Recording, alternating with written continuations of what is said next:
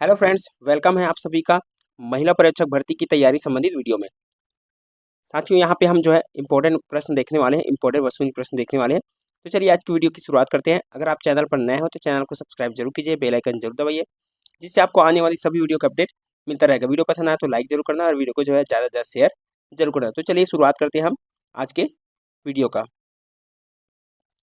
तो सबसे पहले हम यहाँ पे शुरुआत करते हैं कंप्यूटर के प्रश्नों से। ठीक है साथियों, तो कंप्यूटर का पहला प्रश्न है, इंटरनेट पर प्रयुक्त होने वाला मानक प्रोटोकॉल है। साथियों, यहाँ पे हम जो है 3 सीरीज 10-10 प्रश्न यहाँ पे लाएंगे। एक कंप्यूटर जीके से रहेगा, पोषण से रहेगा और बाल विकास से रहेगा। तो पहले हम यहाँ पे कंप्यूटर जीके से शुरुआत कर रहे हैं। इंटरनेट पर प्रयुक्त होने वाला मानक प्रोटोकॉल कौन सा है? तो है option A TCP/IP। Option A इसका राइट आंसर हो जाएगा। अगला प्रश्न है, किसी वेबसाइट के पहले प्रदर्शित होने वाले पेज को क्या कहते हैं? तो क्या कहते हैं? ऑप्शन सी होम पेज कहा जाता है। अगला प्रश्न है, निम्नलिखित में से कौन सा कम्युनिकेशन प्रोटोकॉल प्रत्येक कंप्यूटर के लिए मानक सेट करता है जो कि वेब आधारित सूचनाओं को एक्सेस करती है? तो कौन सा जो है कम्युनिकेशन प्रोटोकॉल है? तो इसका जो राइट आंसर हो जाएगा वो है ऑप्शन सी HTTP। अगला प्रश्न है, Google, Yahoo, MSN, Netscape, navigator इत्यादि वेबसाइट है। तो किस प्रकार की वेबसाइट है ये? Google, Yahoo. तो राइट आंसर है वो है ऑप्शन डी सर्च इंजन है। ये क्या है? कौन इस प्रकार की वेबसाइट है वो? ये सर्च इंजन है। अगला प्रश्न है, वेबसाइट एड्रेस एक यूनिक नाम है जो वेब पर विशिष्ट खाली स्थान को पहचानने के काम में आता है। तो वेबसाइट एड्रेस जो है किस चीज को पहचानने के काम आता है? तो वो है, तो इसका जो राइट आंसर है वो है ऑप्शन ए लिंक को। अगला प्रश्न है, किसी भी शैक्षणिक संस्थान को सामान्य रूप से दर्शाने के लिए निम्न में से कौन सा डोमेन नेम प्रयुक्त होता है? तो शैक्षणिक संस्था का जो है डोमेन नेम कौन सा रहेगा? तो इसका जो राइट आंसर है वो है ऑप्शन डी .edu। ठीक है साथियों, शैक्षणिक संस्था को दर्शाने के लिए जो है .edu का जो है प्रयोग किया जाता है। ये डोमेन नेम है। अगला प्रश्न है, इंटरनेट एक्सेस करने के लिए इलेक्ट्रॉनिक एनालॉग संकेतों को डिजिटल में परिवर्तित करने तथा डिजिटल संकेतों को एनालॉग संकेतों में पुनः बदलने की प्रक्रिया को क्या कहते हैं? यानी कि जो है एनालॉग संकेतों को डिजिटल में और डिजिटल संकेतों को एनालॉग में बदलने की जो प्रक्रिया होती है उसे क्या कहते हैं? तो राइट आंसर है मॉड्यूलेशन तथा डीमॉड्यूलेशन। ऑप्शन सी इसका राइट आंसर हो जाएगा। अगला प्रश्न है, वेब ब्राउजर में अंकित होने वाले वेब एड्रेस को आगे IP एड्रेस में अनुवादित कर लिया जाता है। यह कार्य किसके द्वारा किया जाता है? तो प्रश्न को अच्छे से देखिए। यहाँ पे वेब ब्राउजर में अंकित होने वाले वेब एड्रेस को आगे IP एड्रेस में अनुवादित कर लिया जाता है। यह कार्य किनके द्वारा किया जाता है? तो राइट आंसर है वो है डोमेन नेम सिस्टम द्वारा। ऑप्शन डी इसका राइट आंसर हो जाएगा।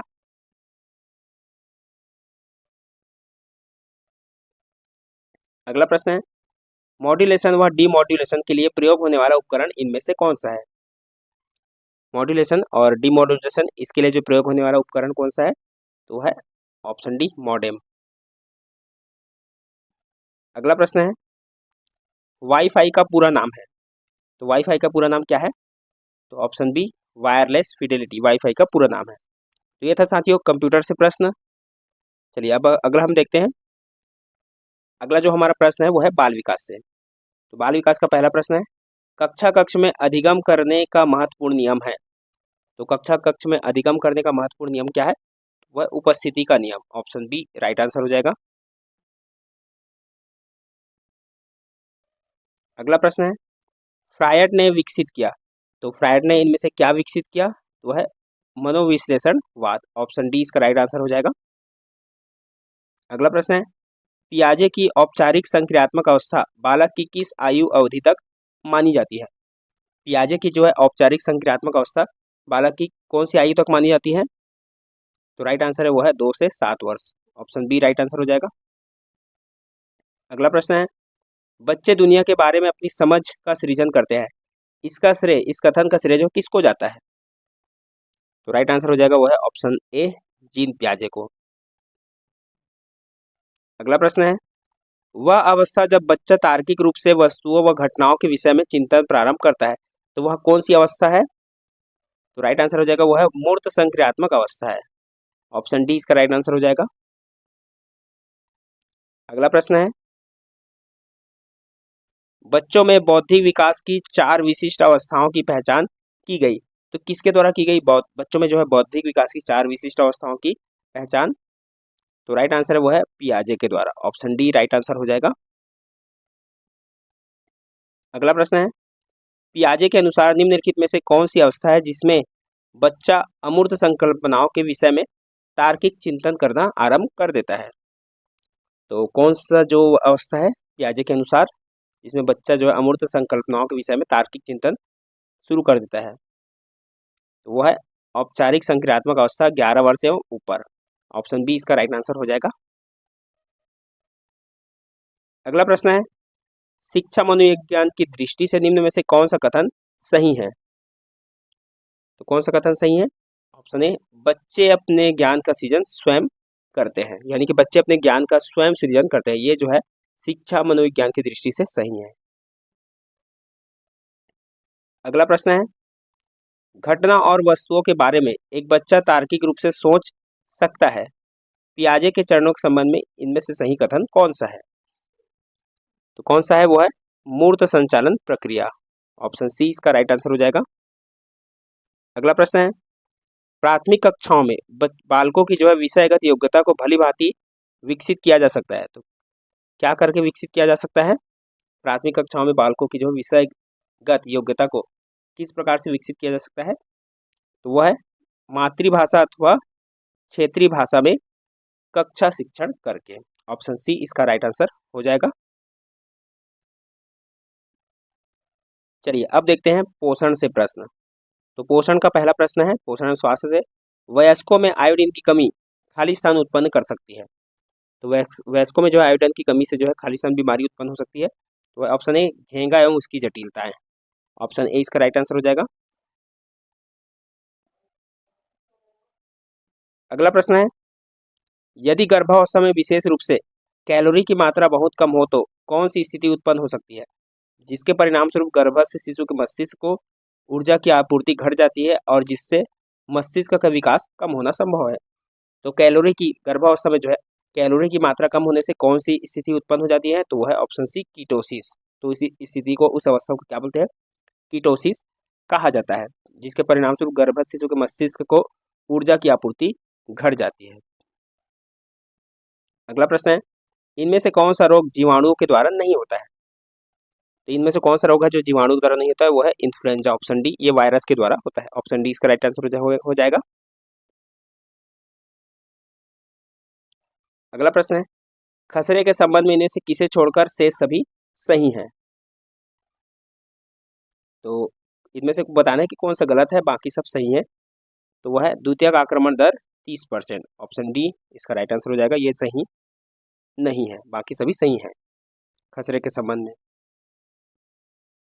अगला है, जब गर्भवती महिला प्रसव पूर्व परीक्षण करवाती है तब चिकित्सक किस संभावित समस्या की तलाश में नहीं होते हैं? तो कौन सी समस्या को जो है वो तलाश नहीं करती हैं, किस किस समस्या के बारे में ज़्यादा ध्यान नहीं देते हैं? तो राइट आंसर है ऑप्शन ए, कर्णमूल शोथ गलसुआ मम्स की तलाशी में वो नहीं रहते हैं। बाकी सभी को जो है वो चेक करते हैं, Down syndrome, sickle cell anaemia और स्पाइना बाइफिडा के बारे में। अगला है, मुख्य और सबसे दक्ष प्रोविटामिन ए या कैरोटीनाइड इनमें से कौन सा है? तो कौन सा है? तो वो है बीटा कैरोटीन। ये जो है सबसे दक्ष प्रोविटामिन ए है या कैरोटीनाइड है। अगला है, ICMR 2010 के अनुसार गर्भवती स्त्री हेतु फोलेट की अनुशंसित आहारी अनुमति कितनी है? तो कितनी है? तो वह 500 माइक्रोग्राम प्रति दिन। ऑप्शन ए इसका राइट आंसर हो जाएगा। अगला प्रश्न है, विद्यालयी आयु वाले अप्रतिरक्षित बच्चे प्रायः वैक्सीन निरोधित रोगों जैसे डिप्थीरिया, खसरा, पोलियो आदि से सुरक्षित क्यों रहते हैं? तो क्यों रहते हैं? तो इसका जो राइट आंसर है वो है ऑप्शन सी, क्योंकि अधिकांश बच्चे इन रोगों के विरुद्ध प्रतिरक्षित होते हैं। क्योंकि जो है अधिकांश बच्चों में इन रोगों के विरुद्ध जो है प्रतिरक्षा तंत्र बन चुका होता है। इसलिए जो है ऐसे बच्चों को जो है यहाँ पे डिप्थीरिया, खसरा, पोलियो से जो खतरा कम हो जाता है। अगला प्रश्न है, इनमें से कौन प्रसव पूर्व विकास का अभिलक्षण है? तो कौन सा है?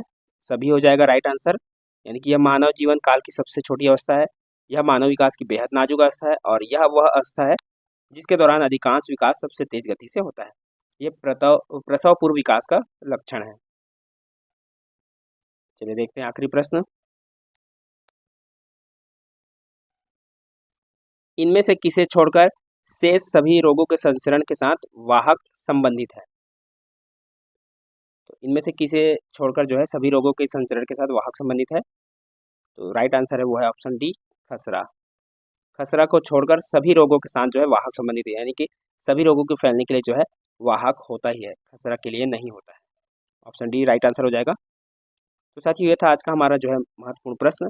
आज की वीडियो को देखने के लिए बहुत बहुत धन्यवाद साथियों। चैनल पर नए होंगे तो सब्सक्राइब जरूर कीजिएगा और मिलते हैं इसी तरह और अगले वीडियो के साथ।